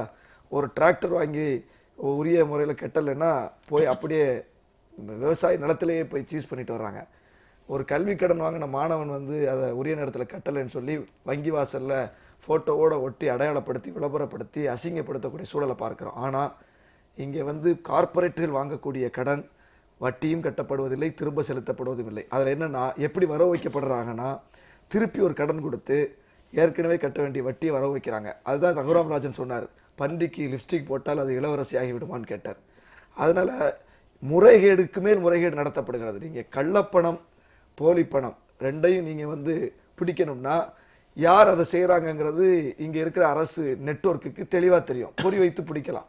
அதுதான் துல்லிய தாக்குதல். ஆனால் ஒட்டுமொத்தமாக எல்லா மக்களையும் வந்து நீங்கள் வங்கிக்கு வரணும், வங்கி பரிவர்த்தனை செய்யணும்னு திணிப்பதன் மூலம், ஒரு ஆணையின் மூலம் அதை செய்வதன் மூலம் இந்த மக்கள் வைத்திருக்கிற சிறு சிறு சேமிப்பு, பெண்கள் வைத்திருக்கிற சேமிப்பு, சில லட்சங்கள் சில ஆயிரங்கள், இதை வங்கிக்கு கொண்டு வந்து விட்டார்கள். இந்த 11 லட்சம் கோடியும் இன்றைக்கு மக்கள் பணம் வங்கிக்கு வரவு வைத்திருப்பதன் மூலம் இப்போது அவர்கள் கார்ப்பரேட்டுகளுக்கு எளிதாக கடன் கொடுத்து தள்ளுபடி செய்வதற்கு அவர்களுக்கு வாய்ப்பாக இருக்கிறது. இந்த 2 செய்தி நம்ம தொடர்ந்து டிமானிட்டைசேஷன் அறிவிப்பு அந்த நாள்ல இருந்து தொடர்ந்து இதை பற்றி பேசிட்டு இருக்கிறோம். அதனால அந்த அதை பற்றி போகிற போக்கில் நீங்க ரெஃபர் பண்றதுல பிரச்சனை இல்லை. விரிவாக அதை பத்தி பேசுனீங்கன்னா திரும்ப திரும்ப பேசுவது மாதிரி ஒரு தோற்றம் வருது. இன்றைக்கு செய்தியில் இருக்கக்கூடிய 2 விஷயங்கள், we have imposed only reasonable restrictions. நியாயமான சில தடைகளை தான், சில கட்டுப்பாடுகளை தான் நாங்கள் விதிச்சிருக்கிறோம். நாங்கள் வந்து அளவுக்கு மீறி எதையும் செய்யலை அப்படின்னு அரசு சொல்லியிருக்கிறதாக ஒரு செய்தியும், இன்னொரு செய்தி RBI will decide on withdrawal limits from banks and ATMs அப்படின்னு மத்திய அரசு சொன்னதாக இன்னொரு செய்தியும் இருக்கு. நாங்கள் கொண்டு வந்த தடைகள் கட்டுப்பாடுகள் வந்து ரீசனபிள் அப்படின்னு சொல்லி நீதிமன்றத்துக்கோ அல்லது மக்களுக்கோ சொல்றது ஒரு பக்கம், இன்னொரு பக்கம் இனி நாங்கள் இதெல்லாம் தலையிட போறது இல்லை, இனி நடக்கக்கூடியது எல்லாத்தையும் RBI பார்த்துக்கும் அப்படின்னு சொல்றதையும், 2 செய்திகளுக்கும் இல்லை இடையில ஏதாவது தொடர்பு இருக்கா? இல்ல நீங்க ஒரு ஸ்டேஜ்ல நீங்க முதல்ல அரசாங்கம் அதனுடைய முழு பெருமையையும் எடுத்துக்கொள்ள வேண்டும் என்ற காரணத்தினால் பிரதமரே அதை அறிவிக்கிறார். ஒன்று. ரெண்டாவது, அதனுடைய இயல்பாகவே அதை நடைமுறைப்படுத்த வேண்டிய அத்தனை பொறுப்பும் RBI-இடம் தான் இருக்கிறது. அதை அவர்களிடம் வழங்க வேண்டும். அப்போ இன்னைக்கு என்ன நடந்திருக்குன்னா, இன்றைக்கு இருக்கக்கூடிய கடந்த ஒரு மாதத்துக்கு பிற்பாடு இன்றைக்கு நீங்க வந்து எல்லா முடிவுகளையும் RBI எடுக்கும், அவர்களே அதை செயல்படுத்துவார்கள் அப்படின்னு ஒரு காரியத்தை சொல்கிறார். இந்த ரீசனபிளி கரெக்ட் அப்படின்னு வரும்போது இது வந்து நீங்க பிரச்சனை என்னன்னா, இது ஒரு பெரிய ஒரு விஷயம். இப்போ இது மக்களுடைய மனத்தில், அதுவும் குறிப்பாக மத்தியமர்கள் மனத்தில் இருக்கக்கூடிய ஒரு விஷயத்தை தான் பாஜக மிக தெளிவாக பயன்படுத்திக் கொள்வது. என்ன? இந்தியாவில் ஏராளமாக கருப்பு பணம் இருக்கிறது, மிகப்பெரிய அளவில் அது புழக்கத்தில் இருக்கிறது, அதை தடுக்க வேண்டும், எதிர்க்க வேண்டும், அதை மீட்க வேண்டும் என்ற ஒரு எண்ணம் வந்து மிக ரொக்கமாக இருக்கிறது. அது எப்படி இருக்குன்றது தெரியல. ஆனா அவர்களோட இருக்குன்னு மக்கள் வச்சிருக்கிற நம்பிக்கை இல்லை. அதாவது எப்படின்னா, மக்கள் மத்தியில் இதை பற்றி ஒரு வெறுப்புணர்வு இருக்கு இல்லையா, அந்த வெறுப்புணர்வை மிகச்சரியாக பாஜக பயன்படுத்தி கொண்டது. இப்ப இன்னைக்கு நீங்க இருக்கக்கூடிய ஒரு மிடில் கிளாஸ் வந்து இந்த ஒரு குறிப்பான நடவடிக்கையில ஏற்படக்கூடிய பாதிப்புகளை ஏற்றுக்கொள்வதற்கு அவர்களுக்கு தயக்கம் இல்லை. ஏனென்றால் அவர்கள் வந்து இதில் பின்னாடி வரக்கூடிய நல்லது என்ன அப்படின்ற பற்றி ஒரு பெரிய ஒரு கனவு ஒன்று இருக்கிறது, அவர்களுக்கு எதிர்பார்ப்பு இருக்கிறது. அந்த எதிர்பார்ப்பின் காரணமாக இன்றைக்கு படக்கூடிய சிரமங்களை அவர்கள் ஏற்றுக்கொள்ள தயாராக இருக்கிறார்கள். இந்த மனநிலை இருக்கு பாருங்க, இதுதான் வந்து மத்திய மனநிலை. இது இந்தியா ஃபுல்லா இருக்கு. இந்த மிடில் கிளாஸ் மென்டாலிட்டியை ரொம்ப எளிமையாக பாஜக உணர்ந்து கொண்டிருக்கிறது. அதனால தான் தைரியமாக பிரதமர் இந்த நடவடிக்கையை எடுத்திருக்கிறார். இப்போ நீங்க அதனால அவருக்கு ஒரு பொலிட்டிக்கல் ஃபாலோ அவுட் இருக்கும், பொலிட்டிக்கல் ரிப்பர்கஷன் இருக்கும் அப்படின்னு தெரிஞ்சிருந்தால் இந்த முடிவை அவர் எடுத்திருக்கவே மாட்டார். இல்ல இங்க வந்து வங்கி நேரம் முடிஞ்சு போச்சுன்னு சொன்னாலோ, ஏடிஎம்ல பணம் இல்லைன்னு சொன்னாலோ கூட்டம் கலையுது. ஆனா இன்று நாளிதழில் வேற ஒரு நாளிதழில் ஒரு செய்தி இருக்கு, யூபியில வந்து அதெல்லாம் எனக்கு தெரியாது, நான் பணம் இல்லாம இங்க இருந்து வெளியில போக மாட்டேன் அப்படின்னு சொல்லி மக்கள் வந்து உறுதியாக இருக்கிறாங்க. அதான் இப்ப என்னன்னா, நீங்க ஒரு பெரிய விஷயம் நீங்க இது வந்து ஒரு கேபிட்டலைஸ் ஆன பொலிட்டிக்கல் அஜெண்டாங்கும் போது நீங்க இந்த மாதிரியான ஒரு பொதுவான ஒரு கருத்தை மையப்படுத்தி அரசாங்கம் அந்த கருத்துக்கு மேல வலு சேர்க்கிற மாதிரி தங்களுக்கு அதனால் எந்த விதமான அரசியல் ரீதியான பாதிப்புகள் ஏற்பட்டு விடாது என்ற நோக்கத்திலிருந்து தான் இந்த நடவடிக்கை எடுக்கிறார். அப்போ இன்றைக்கு இருக்கக்கூடிய இந்த 50 நாள் அவர் ஒரு விண்டோ சொல்லியிருக்காரு. இந்த 50 நாட்களில் என்ன நாங்கள் வந்து செய்ய போறோம் அப்படிங்கிறதையோ, அது நடக்கிறதோ நடக்கல அப்படிங்கிறதா ரெண்டாவது. ஆனால் அது நடக்குங்கிற ஒரு கனவை விதைத்திருக்கிறார். அந்த கனவு வந்து இங்க இருக்கக்கூடிய இந்தியாவில் இருக்கக்கூடிய மத்தியமர்கள் அந்த கனவை நம்புகிறார்கள். இதுதான் இதுல இருக்கக்கூடிய மிகப்பெரிய ஒரு முக்கியமான அம்சம். இதுக்கு அப்பாற்பட்டு இருக்கக்கூடியது என்ன, அந்த நடைமுறை சிரமங்கள். நடைமுறை சிரமங்கள்னு வரும்போது அந்த மத்தியமர்களுக்கு கீழே இருக்கக்கூடியவர்கள், குறிப்பாக நீங்க வந்து ஏழை எளிய விவசாயிகள், அவர்கள் எல்லாத்திலும் ஆரம்பிச்சு ஏழை எளிய பணியாளர்கள், இவங்க அத்தனை பேருமே அதனுடைய நேரடி பாதிப்புகளை அடைந்து கொண்டே இருக்கிறார்கள். அது தொடர்ச்சியாக இன்றைக்கு ஊடகங்கள் வாயிலாக மக்கள் வாயிலாக வெளியே தெரிந்து கொண்டே இருக்கிறது. இந்த சிக்கலிலிருந்து தான் அவர்களுக்கு எளிமையான ஒரு ஈஸோட் பண்ண வேண்டிய விஷயங்களை அரசாங்கம் செய்து தர வேண்டும். அதாவது இது போன்ற அறிவிப்புகளை கொடுக்கறது இது ஒன்றும் முதல் முறை இல்லை. ரகுராம் ராஜன் ஏற்கனவே இருக்கும்போது இந்த 500 ரூபா நோட்டுகள் வங்கிகளில் ஒப்படைத்து விடலாம், இனி அது செல்லாது என்று சொல்லப்பட்டு வங்கிகளில் ஒப்படைக்கப்பட்டு புதிய நோட்டுகள் புழக்கத்தில் வந்திருக்கிறது. இதெல்லாம் ஒன்றும் புதிய விஷயமே இல்லை. ஆனால் இப்போது ஏன் அது வந்து விவாதத்திற்கு வந்திருக்கிறது, மக்கள் இப்படி ஒரு சிக்கலுக்கு ஆளாகி இருக்கிறார்கள்னா, இதில் வந்து அந்த கருப்பு பணத்தை நான் ஒழிக்கப் போகிறேன், 15 லட்சம் தரப்போகிறேன் என்று மோடி ஒரு வாக்குறுதி கொடுத்தார். ஒவ்வொரு தேர்தல் நடக்கும்போது அது மிகப்பெரிய விவாதமாக மாறுது. அப்போது இப்படிப்பட்ட ஒரு நேரத்தில் மக்களுக்கு பதில் சொல்வதற்கும் இவர் ஒரு புரட்சிகரமான நடவடிக்கை எடுத்து விட்டார் என்று காட்டுவதற்கும் மோடி அறிவிக்கிறார். வழக்கமா ரிசர்வ் வங்கி ஆளுநர் அறிவிப்பார், எடுத்த முடிவுகள்ல இருந்து நாங்க இம்மியளவும் மாற மாட்டோம் அப்படின்னு சொல்லி அரசு தரப்புல சொன்னாங்க. ஆனா டிசம்பர் 14 வரைக்கும் நீங்க பெட்ரோல் பங்க்ல கொடுத்து மாத்திக்கலாம் அப்படின்னு சொன்னவங்க இப்ப டிசம்பர் 2ஓட நீட்டிப்பு செய்யறாங்க, குறைச்சிட்டாங்க. அந்த நிலையை மாற்றிக்கிறாங்க. ஆமா, நீங்க நிவாரண நடவடிக்கைகள்ல இருக்கக்கூடிய இன்னும் தீவிரப்படுத்துறாங்க. அதாவது இதுல என்னன்னா, அவர் வந்து தோழர் சொன்னது மாதிரி இதுல ஒரு பெரிய புகழ் வரப்போகுது, இதுல ஒரு பெரிய அளவுக்கு நமக்கு வந்து ஒரு மார்க்கெட் வேல்யூ ஏறப்போகுது என்கிற அடிப்படையில் அவர் அறிவிப்பு செஞ்சார். ஆனா மக்கள்கிட்ட ஏற்பட்ட நெருக்கடிக்கும் மக்கள்கிட்ட ஏற்பட்டிருக்கக்கூடிய எதிர்ப்புக்கும் அவர் வந்து உள்வாங்கியிருக்கிறாருங்கிறது தான் அது ரிசர்வ் வங்கி பார்த்துப்பாங்க என்று தட்டி கழிப்பது. பொறுப்பை ரிசர்வ் வங்கியின் மீது போட்டு விட்டு போகுது. அப்படின்னா ரிசர்வ் வங்கி ஆளுநர் தானே அறிவிச்சிருக்கிறோம், ஏன் இவர் அறிவிச்சாரு? வழக்கமாக அரசு எடுக்கக்கூடிய முடிவுகளில் இது ஒரு உத்தி. அது வந்து பெட்ரோல் விலையை வந்து நாங்கள் நிர்ணயிக்கிறது இல்லை, பெட்ரோல் கம்பெனிகள் தான் முடிவு செய்கிறாங்க, எண்ணெய் நிறுவனங்கள் தான் முடிவு செய்கிறாங்க என்று சொல்லி எண்ணெய் நிறுவனங்களின் மீது பழியை போட்டுவிட்டு அரசு தப்பித்துக் கொள்கிற ஒரு வழக்கு ஏற்கனவே இருக்குது. அது மாதிரி தான் இதுவும். இது அரசு எடுத்த முடிவு, அரசு அறிவிக்குது. ஆனால் இன்னைக்கு அதில் எதிர்ப்பு வரும்போது அது ரிசர்வ் வங்கி பொறுப்பு, அவங்க பார்த்துக்குவாங்க என்று சொல்லி கடந்து போகிறார்கள். இதில் ரொம்ப கவனிக்க வேண்டிய விஷயம் என்னன்னா, இந்த நடவடிக்கைகள் எதுவுமே மக்களுக்கு பயன் தரக்கூடியதல்ல. மக்களை மீண்டும் மீண்டும் அனைத்து மக்களையும், வங்கிக்கு தொடர்பில்லாதவர்களையும் கூட வங்கிக்கு வரவழைத்து அவர்களுடைய பணத்தை கார்பரேட்டுகளுக்கு தாரை வாக்குற ஒரு சூழ்ச்சி இதுக்குள்ளால் அடங்கி இருக்குது.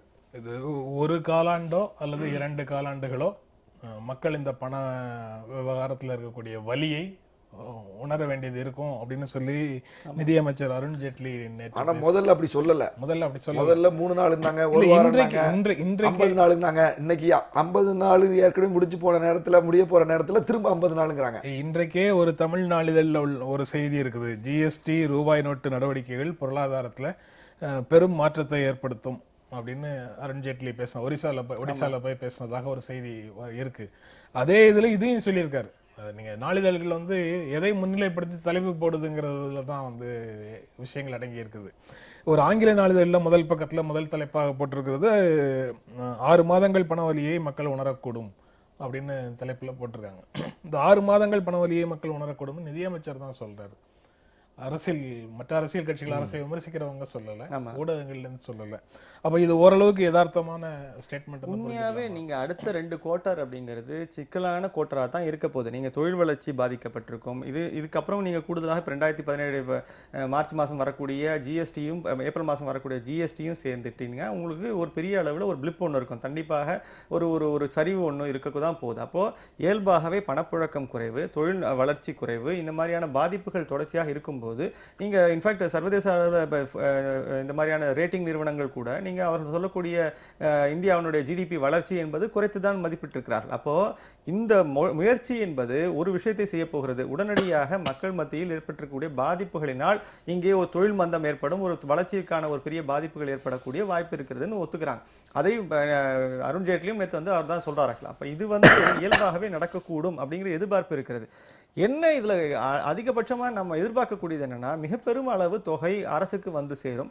அந்த அரசுக்கு வரக்கூடிய தொகையின் மூலமாக பல்வேறு வளர்ச்சி பணிகளுக்கும் உள்கட்டுமான பணிகளுக்கும் மேம்பாட்டு பணிகளுக்கும் இந்த பணம் வந்து செலவழிக்கப்படும் அப்படிங்கிற ஒரு பெரிய நம்பிக்கை இருக்கு. அதனால ஒரு பெரிய அளவில் இங்க இருக்கக்கூடிய ஒரு வளர்ச்சி திட்டங்கள்னால ஒரு பெரிய முன்னேற்றம், வேலை வாய்ப்புகள் உருவாகும். இதுதான் ஒரு பெரிய கனவாக இன்றைக்கு நம்ம வந்து முன்வைக்கப்படுகிறது.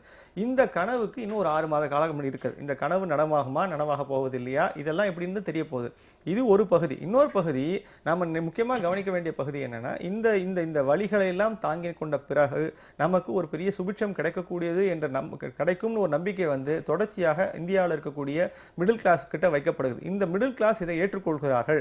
இந்த காரணம் என்னன்னு இன்னொரு யோசிச்சு பார்த்தீங்கன்னா, இதுக்கு மாற்று திட்டங்கள் இது நாள் வரை வைக்கப்பட்ட திட்டங்களோ அல்லது அந்த மாதிரி கருப்பு பண ஒழிப்பு நடவடிக்கைகளில் முந்தைய அரசாங்கங்கள் செய்த நடவடிக்கைகளோ முழுமையான ஒரு பலனை தரவில்லை என்பது ஒன்று.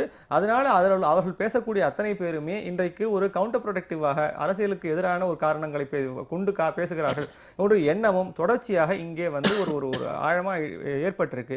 அதனால கூடுதலான ஆதரவு பாஜகவுக்கு கிடைத்துக் கொண்டிருக்கு. சாதாரண மக்களுக்கு ரொக்கம் இல்லாத ஒரு பொருளாதார சூழலுக்குள்ள போகணும் அப்படின்னு ஆலோசனைகள் வழங்கக்கூடியவர்கள் இப்போ வந்து இந்த 15 அமைச்சர்கள் 2.5 லட்சத்துக்கும் மேல ரொக்கமாக வைத்திருக்கிறார்கள் அப்படின்னு சொல்லி ஒரு செய்தி வந்திருக்குது. அதை எப்படி பார்ப்பாங்க, அதை பற்றி என்ன கருத்து சொல்லுவாங்க அப்படிங்கிறது தெரியல. அதாவது அமைச்சர்கள் மட்டுமல்ல, இன்னைக்கு யார்கிட்ட எவ்வளவு பணம் இருக்குது, எவ்வளவு கள்ளப்பணம் இருக்குது, போலி பணம் இருக்குது, எல்லாமே அரசுக்கு தெரியும். அரசுக்கு தெரியாத ஒன்றுமில்லை. அரசு நினைத்தால் அவர்களை குறிவைத்து பிடிக்க முடியும். இல்ல, கணக்குல கொண்டு வந்த பணம் எவ்வளவு வேண்டுமானாலும் ரொக்கமாக வைத்திருக்கலாம் அப்படிங்கிற நடைமுறையில வச்சிருக்கிறவங்களை வந்து நீங்க என்ன சொல்ல முடியும்? இல்ல, அதுதான் இங்க சிக்கலே. இப்போ நீங்க வந்து முறைகேடான பணம் அப்படின்னா அரசுக்கு வரி கேட்டுனா அது முறையான பணம் என்கிற பார்வையே முதல்ல கோளாறுங்கிற நான். நீங்க வந்து எந்த வழியிலும் பொருளீட்டிக் கொள்ளலாம், எந்த தவறான வழியிலும் பொருளீட்டி வைத்துக் கொள்ளலாம். ஆனா நீங்க உரிய வரியை அரசுக்கு செலுத்திட்டீங்கன்னா அந்த பணம் நல்ல பணம்னா அது என்ன கோட்பாடு? முதல்ல இன்னைக்கு இவங்க வந்து கள்ள பணத்தை ஒழிக்க போறோம், கருப்பு பணத்தை ஒழிக்க போறோம்னு சொல்லிட்டு அந்நிய சக்திகளினுடைய ஊடுருவல் இதுல இருக்குது, அவர்கள் நோட்டை அச்சடித்து விநியோகிக்கிறார்கள் ஒரு காரணத்தை சொல்றாங்க. ஆனா அந்நிய சக்திகள் இவர்கள் யாரை குறிக்கிறார்களோ அவர்களே வந்து இன்னைக்கு FDI மூலமா, ஃபாரின் இன்வெஸ்ட்மெண்ட் மூலமா அவருடைய பணம்லாம் இந்தியாவுக்குள்ள இன்வெஸ்ட் ஆகத்தான் செய்யுது. எந்த நாட்டில இருந்து அதிகமாக வந்திருக்குது? இவர்கள் சொல்லுகிற அமெரிக்காவில இருந்தும் மேலை நாடுகள்ல இருந்தும் அதிகமான இன்வெஸ்ட்மெண்ட் வந்திருக்குது. மொரீசியஸ் போன்ற சின்ன குட்டி தீவு, சில லட்சம் பேர் வாழக்கூடிய தீவுகள்ல இருந்து இந்தியாவுக்கு அதிகமான இன்வெஸ்ட்மெண்ட் வரக்கூடிய சூழலை பார்க்கிறோம். அப்ப இந்தியாவில் அதிக இன்வெஸ்ட்மெண்ட் செய்கிற அளவுக்கு பெரிய நாடாது. அங்க அப்ப யார் பண்ணாது? அப்ப இங்கிருந்து போகிற அல்லது இந்தியாவுக்கு எதிரானவர்கள் என்று இவர்கள் சொல்லுகிற யாரோ அவருடைய பணம் தான் இவர்கள் சட்டம் போட்டு வைத்திருக்கிற வழியாகவே வருகிறது. அப்போ ஒரு பக்கம் கள்ளப்பணத்தை ஒழிக்க போகிறோம், போலி பணத்தை ஒழிக்க போகிறோம் என்று சொல்கிறார்கள். இன்னொரு பக்கம் அதற்கான வாசலை அகலமா திறந்து வச்சிருக்கிறாங்க. அப்ப இவருடைய நோக்கம் என்ன? அதுதான் திரும்ப திரும்ப நம்ம அந்த நோக்கத்தை கேள்வி எழுப்ப வேண்டி வருகிறது. இன்னைக்கு வந்து அவர் H. ராஜா சொல்றாரு, அவர் ரஜினி ஆதரிக்கிறார் அப்படின்னா அவர்கிட்ட கள்ளப்பணம் இல்லை, கருப்பு பணம் இல்லை. விஜய் வந்து இதை எதிர்க்கிறார் அப்படின்னா அவர் வச்சிருக்கிறார் அர்த்தம் அப்படின்னு அவர் சொல்லிட்டு இருக்கும்போதே ஒருத்தரை பிடிக்கிறாங்க. 20 லட்சம் ரூபாயோட 2000 ரூபாய் நோட்டோட ஒருத்தரை பிடிக்கிறாங்க. பாரதிய ஜனதா கட்சியை சார்ந்தவர், அவரோட நெருக்கமானவர். அப்போ இதுதான் இவங்களுடைய ஒரு நிலைமை. முழுக்க முழுக்க தங்களை சுற்றி இருப்பவர்களே அவர்கள் சரி செய்வதற்கு எந்த முயற்சியும் எடுக்காமல் முழுக்க முழுக்க மக்களை குற்றவாளி கூண்டில் நிறுத்துவதற்கு அவர்கள் தயாராக இருக்கிறார்கள். இந்த அதிரடி சோதனைகள்ல இப்போ அவர் சொன்னதுனால அந்த செய்தி நினைவுக்கு வருது. அதிரடி சோதனைகள்ல பெங்களூரு நகரத்துல அதிகாரிகளிடத்துல இருந்து 4.5 கோடி ரூபாய் புதிய 2500 ரூபாய் நோட்டுகளோட பிடிபட்டது அப்படின்னு செய்தி சொல்லுது. இது வந்து புழக்கத்திற்கு வந்த நோட்டுகளை அதுக்கு பிறகு ஊழலாக பெற்ற, லஞ்சமாக பெற்ற பணம்னு பார்க்கணுமா, இல்ல மொத்தமான ஒரு அரேஞ்ச்மெண்ட்ல வங்கிகளிடமிருந்து அவங்க ஏற்கனவே வச்சிருந்த 1000-500 ரூபாய் நோட்டுகளை மாற்றி வச்சிருக்கிறாங்கன்னு பார்க்கணுமா அப்படிங்கிற சந்தேகமும் கேள்விகளும் எப்படி மாற்ற முடியும்னு ஒரு கேள்வி இருக்குதுல்ல. 2000 ரூபாய்க்கு மேல தர முடியாது, 25,000 ரூபாய்க்கு மேல தர முடியாது. அந்த கட்டுப்பாடுகள் வந்து அவங்களுக்கு மட்டும் எப்படி தளர்த்தப்பட்டது, அவங்களால எப்படி முடிஞ்சது அது அப்படிங்கிற கேள்வி இருக்குல்ல. அந்த கேள்விகள் தான் இந்த செய்திகளுக்கு பின்னால அந்த கேள்விகளை தான் நம்ம பார்க்க. அப்ப இந்த நடவடிக்கை பயனற்றது அப்படிங்கிறது நிரூபணம் ஆயிடுச்சு களத்துல. அது அப்படித்தான். அதுதான் என்னன்னா, இதுதான் இன்னொரு பெரிய சிக்கலுக்குள்ள கொண்டு போயிருக்கு. ஒண்ணு அவங்க இப்போ புது கரன்சி வந்ததுக்கு அப்புறம் லஞ்சமாக பெற்று சேர்த்திருக்கணும், அல்லது பழைய கரன்சிகளை மாத்தி இருக்கணும். பழைய லஞ்சமா கொடுக்கறதுக்கும் அவர்கிட்ட எப்படி பணம் வந்து இவ்வளவு பணம் அப்படிங்கிற கேள்வி இருக்கு. இப்ப வாங்கினதை பத்தி நம்ம பேசுறோம். அவ்வளவு பணத்தை ஒருத்தர் கொடுத்தார் என்று வைத்துக் கொண்டாலும் அவரிடம் இவ்வளவு கட்டுக்கட்டான 2000 நோட்டு எப்படி கிடைச்சது அப்படிங்கிற கேள்வி இருக்குல்ல. முக்கியமா என்னன்னா, நீங்க ஒரு பெரிய சிக்கல் இதுல உருவாயிருக்கு. நீங்க தொடர்ச்சியாக இந்த மாதிரியான வங்கி பணியாளர்கள் அல்லது வங்கி ஊழியர்கள் இருக்கக்கூடிய அதிகாரிகள், மேலதிகாரிகள் இதுல வந்து ஒரு பெரிய நெட்வொர்க் ஒன்று செயல்பட்டு கொண்டே இருக்கிறது. அவர்களும் இந்த மாதிரியான பணத்தை பதுக்குவதற்கான ஒரு பல இடங்களில் இப்போ கைதாகிறார்கள். இது ரொம்ப பெரிய கலவரப்படுத்தக்கூடிய, வேதனை தரக்கூடிய செய்தி என்னன்னா, அவர்களும் இந்த மாதிரியான குற்றங்களுக்கு உடந்தையாக இருக்கிறார்கள் என்பதுதான். அப்போ அவர்களுக்கு ஏதேனும் ஒரு வகையில் ஒரு குறிப்பிட்ட அளவில் அவர்களுக்கு ஒரு ஒரு ஆதாயம் இருக்கிறது என்ற காரணத்தினால்தான் இந்த அதிகாரிகள் வந்து செயல்படுகிறார். இப்போ சென்னையில் கூட பார்த்தீங்கன்னா 24 லட்சம் ரூபாய் ஏதோ அதே மாதிரி பிடிபட்டது. அவர்கள் வந்து திருப்பியும் அந்த வங்கி அதிகாரி கைது செய்யப்பட்டிருக்கிறார். அப்போ உண்மையிலேயே நம்முடைய தார்மீக அடிப்படைகளை தான் கொஸ்டின் பண்ண வேண்டியிருக்கு. என்ன கொஸ்டின் பண்ண வேண்டியிருக்கு? நீங்க புது பணம் வந்தாலும் அதையும் நீங்கள் அது மாதிரியான ஒரு கருப்பு பணமாக மாற்றுவதற்கான இயல்பான முயற்சிகளில் நீங்கள் இறங்கிக் கொண்டே இருக்கிறீர்கள். அதற்கான ஒரு தூண்டுதல் ஒரு இடத்திலிருந்து வருகிறது, அதை செயல்படுத்தி கொடுப்பது ஒரு இடத்திலிருந்து நடக்கிறது. இதில் எல்லோரும் இந்த இந்த இந்த வலைப்பின் நிலையில் ஏதோ ஒரு இடத்தில் போய் தங்களை சிக்க வைத்துக் கொள்கிறார்கள், அல்லது தாங்கள் வந்து அதை விரும்பியே போய் மாட்டிக்கொள்கிறார்கள், அல்லது விரும்பியே அதனுடைய பலன்களையும் அனுபவித்துக் கொண்டிருக்கிறார். அப்ப அடிப்படையில் நம்முடைய தார்மீக நெறிமுறை என்ன? இப்ப இந்தியாவில் வரி கட்டாமல் வரவும் காட்டப்படாமல் இருக்கக்கூடிய பணத்தை தான் நாம் கருப்பு பணம்னு சொல்றோம். அப்போ அதே நடைமுறை, அந்த மனநிலை மாற்றம் இன்றைக்கு இல்லை. இன்றைக்கு ரூபாய் நோட்டுகளை வேணா நாம் மாற்றிவிட்டோம் தவிர, நீங்கள் வந்து மனநிலையில் மாற்றத்தை ஏற்படுத்தாமல் வரி கட்ட வேண்டும், வரியை செலுத்த வேண்டும், உரிய பணத்தை நீங்க அரசாங்கத்திற்கு கொடுத்து விட வேண்டும் என்ற அந்த தார்மீக நிலைப்பாடு. ஏனென்றால் இந்த பணம் என்பது நாம் சம்பாதிப்பது, நமது நாட்டினுடைய பணம், நாம் கொடுக்கக்கூடிய பணம் என்பது மீண்டும் இந்தியாவினுடைய வளர்ச்சி பணிகளுக்குத்தான் பயன்படுகிறது என்ற நம்பிக்கை ஏற்படாமல் தானே மீண்டும் மீண்டும் இந்த மாதிரியான ஒரு அந்த உணர்வுலாம் இல்ல அந்த உணர்வுலாம் மக்களுக்கு சாதாரணமாக வருவதில்லை. சவுக்குகளோட அதிகாரத்தில் இருக்கிறவங்க வந்தா மட்டும்தான் அந்த உணர்வு மக்களுக்கு வரும் அப்படின்னு உறுதியாக நம்பக்கூடியவர்கள் இருக்காங்க, ஆட்சியில மட்டும் இல்லை. கருப்பு பணம் என்பது பதுக்கி வைக்கப்பட்டிருக்கிற நோட்டுகளா அல்லது அது ஒரு சிஸ்டமா அப்படிங்கிறதான் கேள்வி. அது நோட்டுகள் அல்ல, அது ஒரு சிஸ்டம். இங்கே நோட்டை ஒழிப்பதற்கு தான் அறிவிப்பு வந்திருக்கிறதே தவிர சிஸ்டத்தை ஒழிப்பதற்கான எந்த அறிவிப்பும் வரவில்லை. சிஸ்டம் அப்படியே இருக்குது, அதனுடைய வெளிப்பாடு தான் இதெல்லாம். இப்போ நோட்டை ஒழிச்சிட்டாங்க, ஆனால் கட்டுக்கட்டாக புதிய 2000 நோட்டுகள் புழக்கத்தில் வந்துருச்சு, கள்ள நோட்டுகள் அச்சடிக்கப்பட்டு புழக்கத்தில் வந்துருச்சு. அப்போ அந்த சிஸ்டம் அப்படியே இயங்கி கொண்டிருக்கிறது. இது ஒரு அறிவிப்பின் மூலம் மக்களினுடைய கவனத்தை தன்பக்கம் திருப்புவது என்கிற அந்த ஒரு பயனை தவிர, அது பாஜகவுக்கு கிடைத்திருக்கிற பயனை தவிர வேறு எந்த பயனும் நாட்டுக்கு கிடையாது. Note ban relief partly withdrawn அப்படிங்கிற தலைப்பில் வரும்போது அந்த செய்தியை பார்க்கும்போது என்ன உணர்வு வருதுன்னா, கிட்டத்தட்ட எல்லா விஷயங்களும் செட்டில் ஆயிடுச்சு. ஏடிஎம்கள்லையும் வங்கிகள்லையும் எந்த தடைகளும் இல்லாமல், எந்த கட்டுப்பாடும் இல்லாமல் மக்கள் வந்து பணத்தை எடுக்க முடியும். இயல்பு நிலைக்கு இந்த அறிவிப்பால் வந்து ஒரு நெருக்கடி நிலை போய் இயல்பு நிலைக்கு மக்கள் வந்துட்டாங்க. அதனால தான் இந்த கட்டுப்பாடுகள், அதாவது நிவாரணங்கள் எல்லாம் விலக்கி கொள்ளப்படுகின்றனங்கிற உணர்வு வருது. ஆனால் மற்ற செய்திகள் வந்து அந்த உணர்வுக்கு மாறாக மற்ற செய்திகளும் இருக்குது. ஆனா இதை பற்றி எல்லாம் நாடாளுமன்றத்தில் ஏதேனும் நடக்குமா விவாதம்னு பார்த்தா அதையும் அங்க வந்து வேறு பிரச்சனைகளாக அது ஓடிட்டு இருக்கு. அந்த அடிப்படை பிரச்சனை சம்பந்தமான விஷயங்கள் பேசும்போது கூட பிரதமர் பதில் சொல்வதற்கோ அந்த விவாதங்களில் அமர்ந்து அதை உள்வாங்குவதற்கு அவர் தயாராக இல்லை. அப்ப பிரதமர் வந்து அங்கே வைக்கப்படக்கூடிய வலுவான கருத்துக்களுக்கு பதில் சொல்வதற்கு அவர் தயார் இல்லைங்கும் போது மற்ற கட்சிகள் பேசுறதுல வந்து என்ன பயன் இருக்க முடியும் அப்படிங்கிறதும் கேள்வி. சரி, அது தொடர்பான மாற்று கருத்தை பிரதமர் சார்ந்த கட்சி சார்ந்தவங்க சொல்லுவாங்க. அதற்கும் முடிவே இல்லாம விவாதிச்சுட்டே இருக்க வேண்டியது இருக்கும். இந்த நிகழ்ச்சியில பங்கேற்று உங்களுடைய கருத்துக்களை பகிர்ந்து கொண்டதற்கு எங்கள் நெஞ்சார்ந்த நன்றி.